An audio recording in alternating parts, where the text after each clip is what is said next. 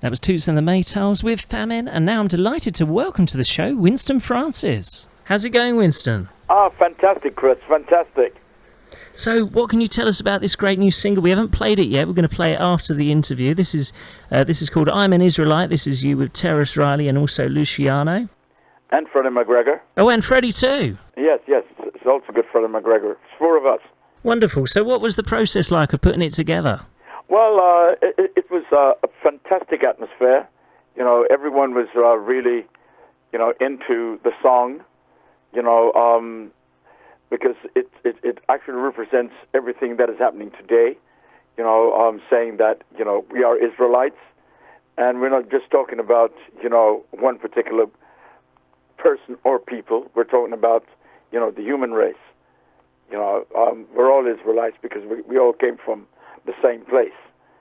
That's what we're trying to say. And, we're trying to say, instead of hate, let's love each other because we're all one people, And so we took pride in singing the song, the lyrics, and the music. We had some of the most fantastic musicians on the track. There's one guy called Alberto Turing. He was the main producer on the track, and he's one of the best guitarists I've ever heard. Without a doubt, when you listen to the track, I'm sure you'll agree with me, because he once told me a few years ago that his inspiration came from a Jamaican guy, a guitarist, and when you listen to them, they're almost similar, and overall, I just think it's a fantastic record, and we've been getting so much, ticks on it.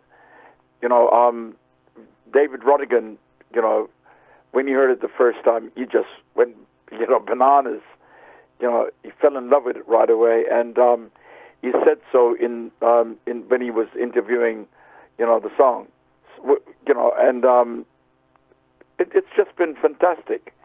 Everyone who has heard it, has gone out, and really gone for it.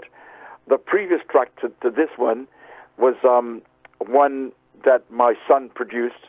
He also produced this one called "Hurt You Hurt Me" with Tarrus Riley, and I did a chorus in it also. And last month it made its second million download. Wow, that's great. It has been really, really going great. Yeah, I spoke to Tarrus the other week on the show, actually. I didn't realise that you were doing this together, this song. Yes. And I'm not surprised Rodigan went crazy, because this tune is fantastic. I have heard it off air. I haven't played it on air yet, and don't worry, I will be playing it. But... Okay, thank you. But yeah, I mean, what was it like? I mean, was you all in the studio together, or no? We were not. But we got together afterwards, and because a lot of people, I mean, you remember the recording of "We Are the World," it was I think 30 people who actually did the recording, with Michael Jackson, and Michael Jackson actually wrote part of it, the song, and there were so many people who were on it, but you saw a video with everybody in the studio singing at the same time, but it actually wasn't like that, because Michael didn't want to sing before anybody when he was in the studio, and this happens. But after the song was completed, they did a video with everybody singing, and it looked, but in the actual recording, it was all individuals. Yeah, and but that's the thing. It doesn't really matter, does it? I mean, you can't tell. Of course not. Yeah. So also, you had that other single out, didn't you? We have played it on the show. It was a reggae version of another song. What tune was that? Oh yes, that was "I'll Be There." That's it. Yeah, we enjoyed that. Our listeners enjoyed that. "I'll Be There." Yes. A fantastic song. I recorded that in New York the year previous to that one, and it was a very strange request, for me to do the song, because I actually went to my sister's funeral in New York, and in Hartford, Connecticut, and the producer of the song, a guy called Clive Davidson, he was at the funeral, and while he was there, he said to me, "I know it's not the right time to be talking about business, but I've got this fantastic song that I recorded it for you, and I'd love to do it before you get back to London." And I said, "Well, you're right. I don't think it's the right time to talk business, because I was so distraught with my sister, death." But anyway, 3 days before I came back to London, I went to New York to see the rest of the family, and while I was at the train station, I rang a cousin of mine to pick me up, and she wasn't there, so I rang Barry Biggs, the singer Barry Biggs, his brother, Trevor, who actually lives in New York also, and he said, "I'll come and get you." And on the way, he said, "I'm just going to stop and see Clive Davidson." And I said, "Oh, I'm supposed to see him." And when we stopped there, it looked like a setup, but it wasn't. It was just a coincidence. We stopped and had a chat, and he said, "Let me play you the track." And he played me the track, and I said, "Wow, it's really great." So he said, "You want to try a voice?" So I said, "Give me a couple hours. Let me get my head together." And we had lunch and came back, went to the studio again, and we recorded it. And everyone was happy. I was happy, and it's done ever so well. It's still selling. It's still selling, and it's been doing great.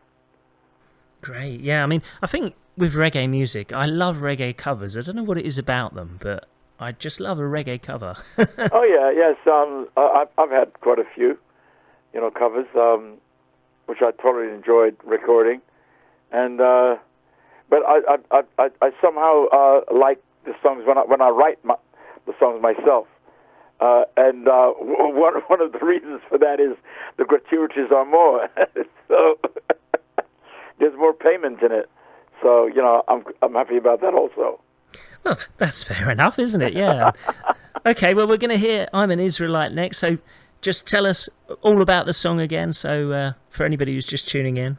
Well, I think the song says it all. It says, "I'm an Israelite," and we're talking about, God giving us this land, for us, and He doesn't want us to fuss and fight.